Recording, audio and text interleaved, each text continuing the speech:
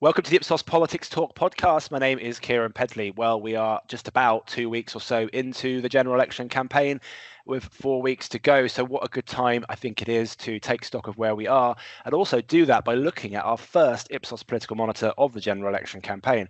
I am joined by two of my favourite people to talk about politics with. Holly.day. Holly, welcome. Hi, Keiran. And I think Cameron's there. I mean, it's hard to tell in the sort of with the lighting that he's got, but Cameron, freshly famous from his excellent video with the Evening Standard today. Cameron, welcome too. Thank you, Keiran. This is the brilliant Ipsos podcast room, so I'm taking no blame here. On the intro, I'm wondering if we're going to continue to be two of your favourite people to do podcasts with, given the amount of time we're all spending together over the next 4 weeks. Is that going to fade over time? Well, it won't fade from my perspective, Holly, but of course, no comment from me. On the reverse side, maybe you two will be sick of me by the end of the election. That's there's a good chance of that. Anyway, so Cameron, we have our first Ipsos political monitor of the election campaign, first of three, hotly anticipated, certainly did the rounds on the socials earlier today. What did we learn? Yep, very exciting to get the first one out there into the world. So what's interesting kind of is how uninteresting some of it is in terms of what moved and what hasn't moved. We started the campaign where on average Labour had a 20-point lead, and our first voting intention has them on a 20-point lead.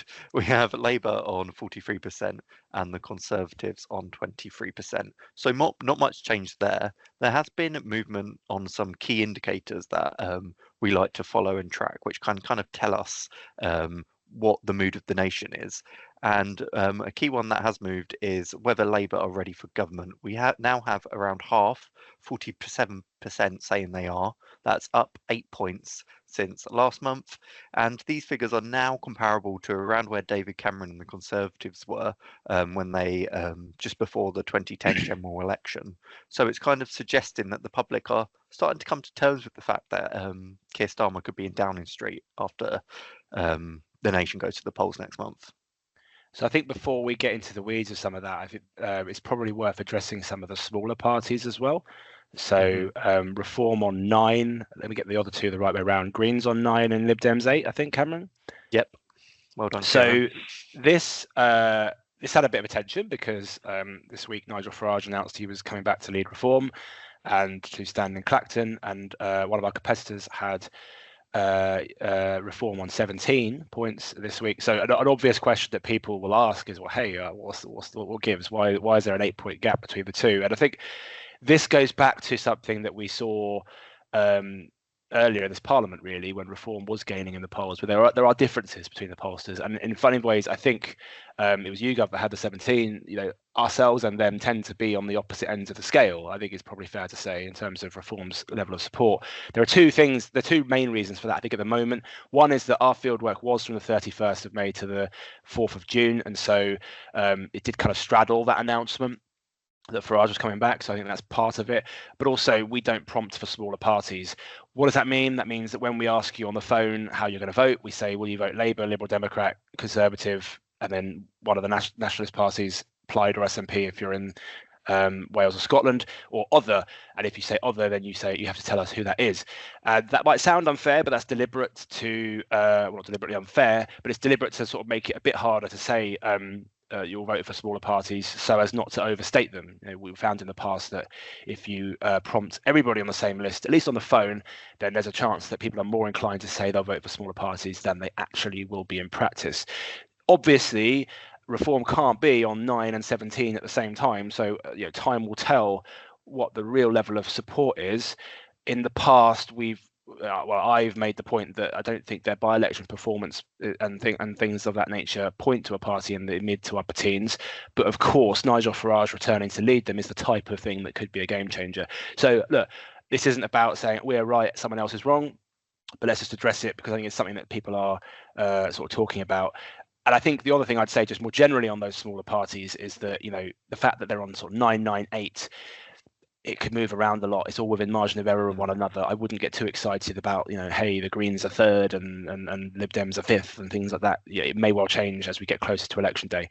But that's probably something to address as well. think also the last time we ran this fieldwork, it was quite close to just being after the local elections, right? And we know that often smaller parties perform a bit better in local elections because they've got the genuine opportunity to win seats on local councils. And I think we had higher numbers for the likes of Reform and the Greens around that point as well. So just something to consider in terms of the timing of the previous poll versus the timing of this one. But also, as we move closer towards an election, we tend to see people starting to be a little bit more decisive historically about which way they may or may not vote. And at the moment, when we ask people, have you definitely decided who you're going to vote for 1 month out, only 53% of people tell us that they've definitely decided. So a majority of people, but it's by no means everyone. There's still 45% of people telling us they might change their mind. And we're only with less than 4 weeks out at this point. We might see that narrow. Historically, over the last 3 election campaigns, we've seen that number steadily decrease the closer we've got towards the general election. But by this point, 1 month out, for example, during the previous election campaign, that number of people who said they might change their mind was down at 23%, so about half compared to what we're seeing now. So it is going to be interesting to see if the people that aren't sure yet which direction they go in, and that's potentially going to be important if we've got people that are undecided as to which way they swing, right? If you're, for example, a Conservative supporter who tells us they might change their mind at the moment, when we ask them, well, which way do you think you're probably going to go in the next month? It splits pretty much 3 ways between Lib Dems, Reform and Labour. So those people are potentially shifting all over the place. But the Lib Dems do look like they've potentially got a chance of doing quite well amongst those people in general who say they haven't made their mind up yet. The Reform number, though, amongst the Conservative 2019 voters might be the thing that worries the Conservative Party a little bit, given how far behind in the polls, Cameron, you've suggested that they currently are. Yeah, I think it's worth saying, well, first of all, as an aside, my favourite people are the people that don't know if they're definitely decided or maybe change their mind. I'm not quite sure. I thought me and Holly were your favourite people. How that works. I have lots of favourite people. I'm a very, very sort of... The undecided don't know, so the don't know undecided. Yeah, I don't know if I'm definitely decided. I mean, okay, interesting. But no, I think the important point is that on that question you're referring to, it doesn't necessarily mean these people will go that way. They could stay where they are. Just because they might change their mind doesn't mean they will. But these are the types of, there are some signs that the Liberal Democrats are the party people are most looking at if they may change their mind. May also reflect the fact we have the Liberal Democrats on 8 in this poll, whereas others have them sort of 12, 13. So maybe we are a bit low, but it does show that like things can still be volatile, things can change. And I don't know, it feels like a bit of a hollow statement considering that like we keep saying that nothing has changed in the last sort of 2 or 3 months, and it's the average is 20 and it was 20 and it was 20 before that. But it's starting to sound like Theresa May, Kieran, with you nothing has changed. I think I've got that on a mug good somewhere. 2017 throwback. Yeah, exactly. I mean, a surefire way of not making me one of your favourite people, or you may one of my favourite people to talk politics with, is that comparison. But anyway, Cameron, what do you think? What do you think about some of this? Clearly, there could be some volatility in this, but yet to see it. Yep, and I think some of those underlying indicators I was talking about at the start are also really important. Looking at the Rishi Sunak's net satisfaction rating, we have him on -53. We have government satisfaction 8 in 10 dissatisfied. And whether this volatility is going to play out, we've not really seen any incumbents enter a general election in a state like this bad off, basically, this unpopular. And our records stretch all the way back to 1979 with Thatcher and Callaghan. So whether it's going to play out in the Conservatives' favour, I think some of those indicators that we are seeing there are suggesting not, basically. I mean, I think it would be. I mean, the gut instinct would be it will play out in the favour of some of those smaller parties. Yeah, exactly. The Reform and the Liberal Democrats. And also, I think in many ways, one of the wild cards in this election is the Greens, because I mean, we do have them at 9, which is one of the highest. I think their average is around 6. I think I haven't looked at the poll of polls today, but it's certainly lower than 9. But that is still twice as many votes as they got in the last election. So it may not. Again, I've said many times, it won't be decisive in this election, but there is an element to which I think the long-term story around the Greens is something that's something to watch. So let's look ahead, sort of last 5 minutes or so. I have some thoughts on that, but I want to come to you guys sort of first. Who should we got? Holly, so debates tomorrow. it's a bit different to the ones we've Debates seen tomorrow, this the week. day after, the day after, and the day after. We're just drowning in debates. No, I don't think they're Really? actually every day, but there are a lot of Give me a them. heart attack there.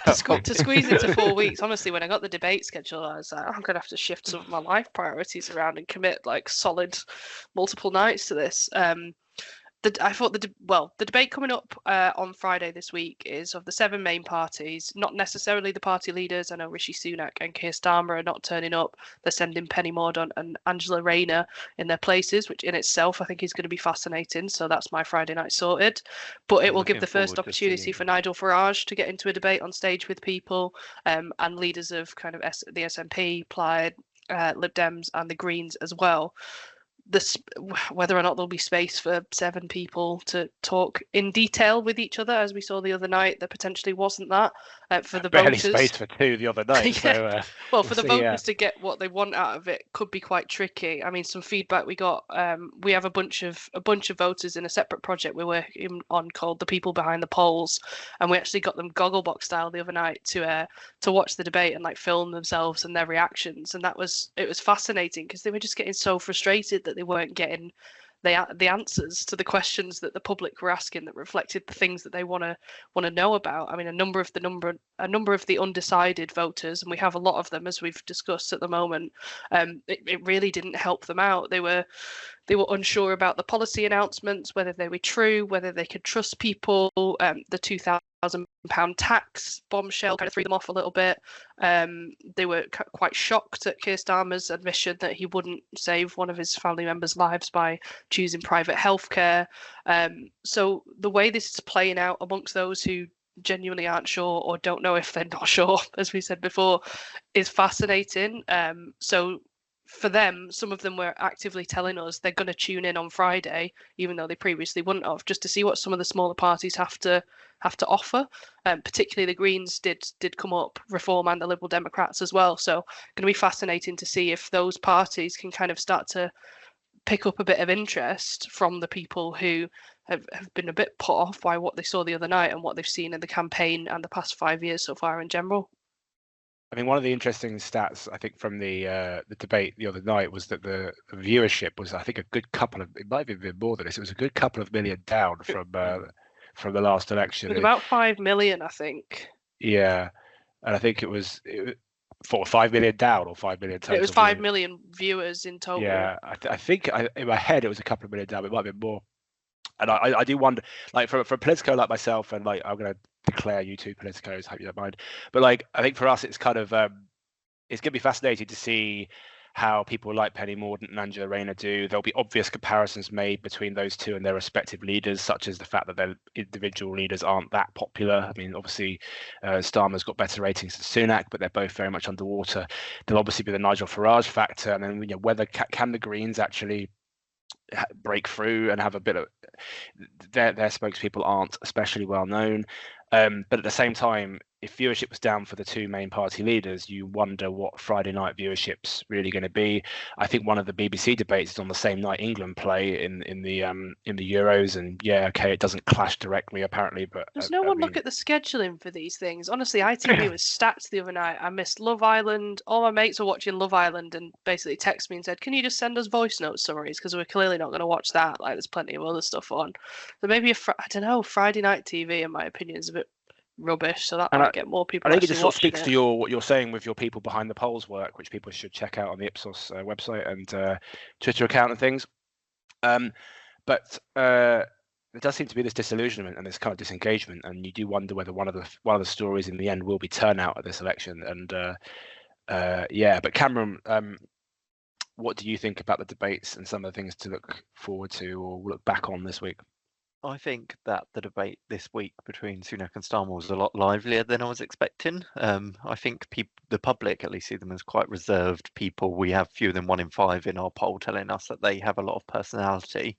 And considering it was quite punchy, I'm excited for tomorrow night to see Angela Rayner versus Nigel Farage with Penny Mordaunt, all famously very reserved people.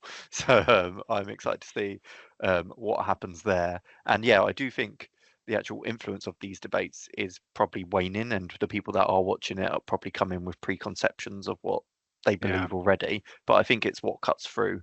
And from that debate in the week, we saw the £2,000 tax rise cut through, but it's whether that's going to benefit the Conservatives or not, because they've kind of, the Labour line on this is now that they lied, and that's cutting through as well. So it's whether that spins out in their favour or not.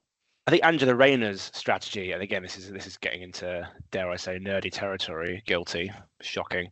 But like, I think Angela Rayner's strategy tomorrow is going to be really interesting because, on the one hand, there'll be an inclination for her to want to go toe to toe with Nigel Farage and be a bit of a kind of, I don't know, progressive hero against, Nigel Farage and the sort of leader of the Brexit revolution and all that sort of stuff. But at the same time, actually, what's in Labour's interests more than anything is for Nigel Farage to tear lumps out of the Conservative Party. And for it to be a fight between those two and actually get out of the way, frankly, and try and rise above it and say, we're going to, the Labour Party are going to focus on the NHS and the cost of living, things that we consistently see in our polling are the two most important issues to people. That the NHS and public services in particular, the Conservatives feel very reluctant to talk about at the moment. I mean, I think it doesn't seem to be a big part of their campaign, probably because they know that their perceived record on it is negative with the public, and it's an issue that Labour own, but it's also the number one issue that voters say is most important to them. So I'm kind of interested to see to what extent, to the extent that Angela Rayner can really control how a debate goes at all, like to what extent does she try and make it about Nigel Farage just hammering the Conservatives? Because really what's in Labour's interests more than anything at the moment is that those reform voters that have switched from the Conservatives do that and stay there and ideally grow from the Labour Party perspective. So I don't know, it's one of those things you can't necessarily control, but what probably doesn't help is if Nigel Farage goes two-footed in Labour just as much. I had another observation briefly. Got an article out on the Evening Standard today looking ahead to the manifestos. Not quite sure when they're going to be launched, but one of the stats that stood out to me in our political monitor this week was that 49% say that they don't have a clear idea of what Keir Starmer stands for. And this has been a pretty consistent thing that we've seen over time. I think the relevance of this is that clearly Rishi Sunak wants to make Labour not having a plan a major part of the attack line that the Conservatives have against Labour. So it does speak to a challenge Labour has when it does launch its manifesto. What they obviously don't want more than anything is for their whole campaign to implode like Theresa May's did in 2017 over a bad manifesto that lands horribly and unravels everything that they've tried to build in the last few years. But at the same time, there is a political risk, and I keep saying it, and I stand by it. There's a massive political risk in Labour releasing a manifesto to which the public says, is that it? And particularly at a time when people want change, just because 3 and 4 say it's time for change at the next election does not mean they'll think that the Labour Party necessarily offers it. And we've been talking about smaller parties. It may well be if Labour's manifesto is too cautious and too devoid of detail that people start to decide, but actually that change is reflected in the Lib Dems or the Greens or even Reform. And look, I don't think any of this is likely to change who forms the next government, but we should always remember that politics lasts beyond elections. The nature of the Labour government in terms of its majority and how it's perceived, will be influenced by the result. So that's just something to look out for. Final very, very brief comments. I don't know, a couple of sentences from you both. What are we looking at beyond the debates next week? What are we looking out for, Cameron? I'm very excited to see some more voting intention polls from our competitors. You're off message, Cameron. That's not. I'm going to be watching that reform vote very closely. Very excited coming up to more of our voting intention polls. Obviously, they're the ones I'll be paying attention to the most. But certainly, there's talk about whether there could be a reform conservative crossover, which might be getting a bit too excited at this stage, having reached peak Farage, and really excited to see how that plays out essentially. Holly, beyond our polling on who would make the best England manager, Keir Starmer or Rishi Sunak, which I would officially trailing here, what else are you looking forward to next week? Well, actually, given some of the announcements on who's making the cut for the squad so far, we'll have to wait and see what my judgment on that is by the end of today. I think well, my focus admittedly is going to be on a lot of our qualitative work with the people behind the polls. What I'm going to start to ask them from next week onwards is about specific policy areas. So really keen to see the latest issues index come out and what are the top issues that are mattering to the public, because that's what we're going to start asking voters. And I think to your point, Kieran, on manifestos, if voters don't start to get some answers or some detail or some information on the issues that matter to them. And currently those are things to do with the NHS, healthcare, social care, the economy and tax, immigration. If a bunch of undecided voters and others don't start to get some more detailed plans on those things, we could start seeing a bit more movement in some of our numbers. Absolutely. So as ever, thank you to Holly.day and Cameron.garrett for joining me on Ipsos Politics Talk. A great discussion as always. Do like, subscribe and share if you like what you see and hear, and keep an eye out for Ipsos's latest polling in the next week or so. And also do check out People Behind the Polls. It's a really great project that we're all very proud of here, and there'll be lots more to come from that too. So for now, thanks for watching and listening, and enjoy the rest of your week.